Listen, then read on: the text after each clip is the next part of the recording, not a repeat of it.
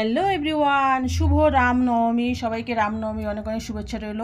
প্রতিবারের মতো আমিও ছোটোখাটোভাবে আমার রামনবমী পূজা উদযাপন করছি। যেহেতু আমি প্রতিদিন আমার বজরংবলীকে পূজা দিই, বজরংবলীর পূজার আগে আমি আমার রামচন্দ্র, সীতামা আর লক্ষ্মণের স্মরণ করে তাদেরকে নিবেদন করে তারপরে আমি আমার বজরংবলীকে সেবা দিই। এই জন্য আমি রামনবমীটাও প্রতি বছরই পালন করি। এই দেখো, ভগবানের জন্য প্রসাদ বেড়ে নিচ্ছি, খুবই সামান্য ছোলা দিছি আর 2 রকমের মিষ্টি দিচ্ছি, জল দিছি, তুলসী পত্র দিয়ে দিছি, ধূপ দ্বীপ জ্বালিয়ে দিলাম, ধূপ দ্বীপ জ্বালিয়ে দিছি, আমার বজরংবলীর উদ্দেশ্যও দিয়ে দিছি, আমার সব দেবদেবীর উদ্দেশ্যেও আমি সুন্দরভাবে দিয়ে দিছি। আজকে লোকনাথের বাবা লোকনাথকে দিয়ে দিছি, আমার মা দুর্গাকেও সুন্দরভাবে প্রসাদ নিবেদন করে দিছি।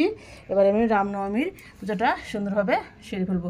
এ দেখো, মা সীতা মায়ের উদ্দেশ্যে আমি যে টিকা লাগিয়ে দিলাম, আর এটা আমার ভগবানের উদ্দেশ্যে হলুদ টিকা লাগিয়ে দিলাম।